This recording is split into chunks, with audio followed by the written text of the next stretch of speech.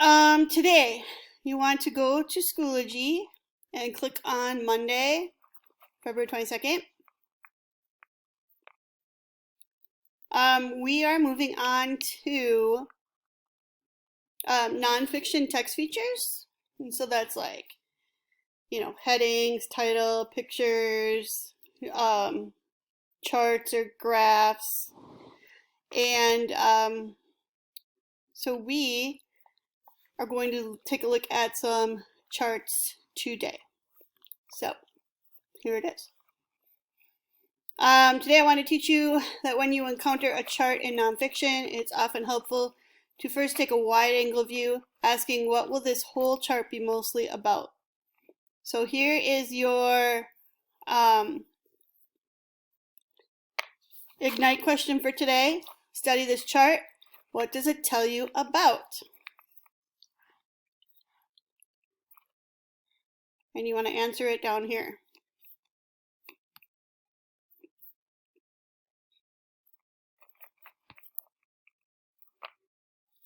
Oops, I forgot to. Hold on, I got to open up my. I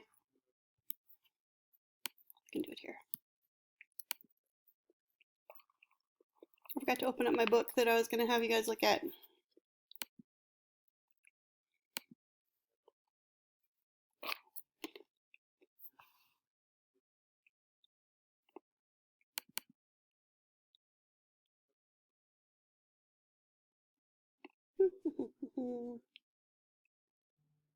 This isn't planned. Come on.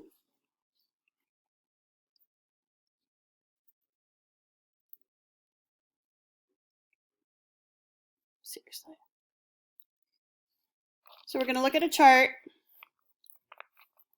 in my book here, and then you guys will have an assignment for you to look at a chart in an article. Oh my gosh, it's taking forever to scroll.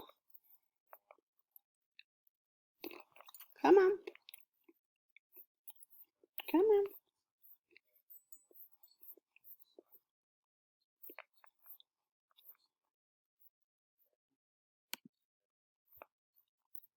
Come on. It's taking forever. I'm going to have to cut some of this out when I go to upload it. What is she doing?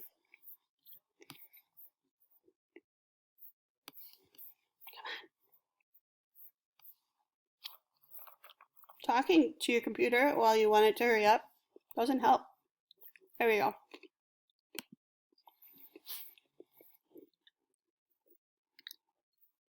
Come on.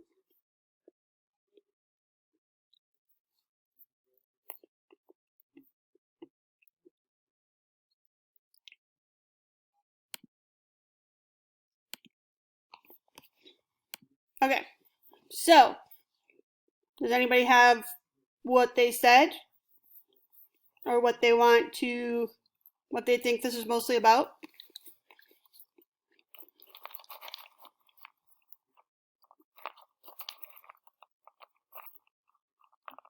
Gotta say, I get a venti mocha frappuccino all the time. I still don't feel like 2 cups of coffee wakes me up.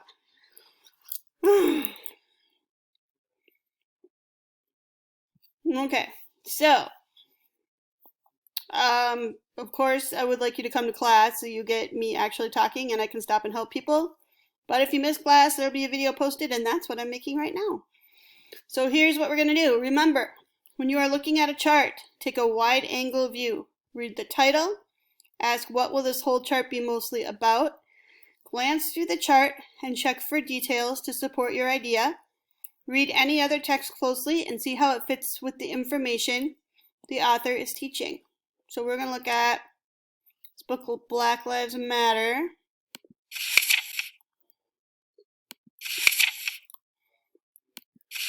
We're going to go to chapter 18. Can I just go to 18? Not yet. Not chapter. Page. Alright. So we're going to zoom. We're going to look at this chart.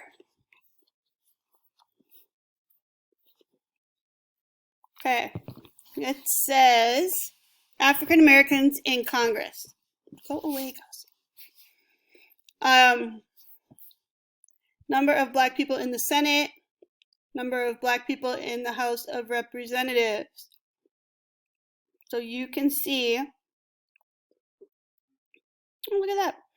In 1870, there was one black person in Congress, or in the Senate, and 1880 there was one.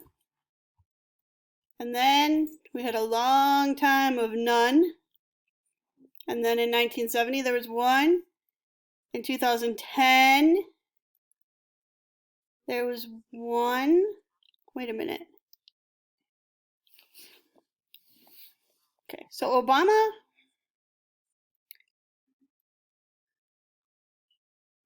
was elected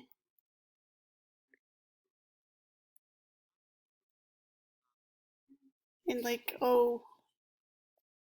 06.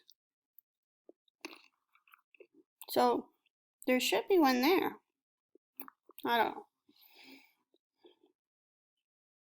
So anyway, you can tell that there are way more people in the House of Representatives than the Senate. So what is this mostly about? So this is about African Americans in Congress, which is the title. Are you kidding me? Oh my God, my dog just shook his head and drool went everywhere. So what else do we look at? Glance through the chart and check for details to support your idea. Well, we do have that. We have Senate and House of Representatives. Then we have other text. African American men were given the right to vote in 1870. That same year, the first black people were elected to the U.S. Congress. There are 100 seats in the Senate and 435 in the House of Representatives. What do you notice about the number of black people in Congress over time? What does this suggest about race relations in the United States? So you got to think about how people are feeling about race in the United States and how does it relate to this chart. Well, you either got to think about, are not a lot of black people running for Congress, or are they not getting elected? And I don't know. I'm just asking questions. So your turn is going to be to pick an article. You can pick any of these. You're going to have to enter a password, and it's going to be Faust Pothoff. You're going to look for a chart or a graph or a map in the article. And then you're going to do just what I just did. What is the title? What will this whole chart be mostly about? Glance through the chart and check for details that support your idea. Read any other text closely and see how it fits with the information the author is teaching. Then, as you do that, you're going to fill out a Google form, and that's going to be your review. So you're going to study it. That's the chew part. And then the review is the Google form. So I am going to give you, oh gosh, hold on.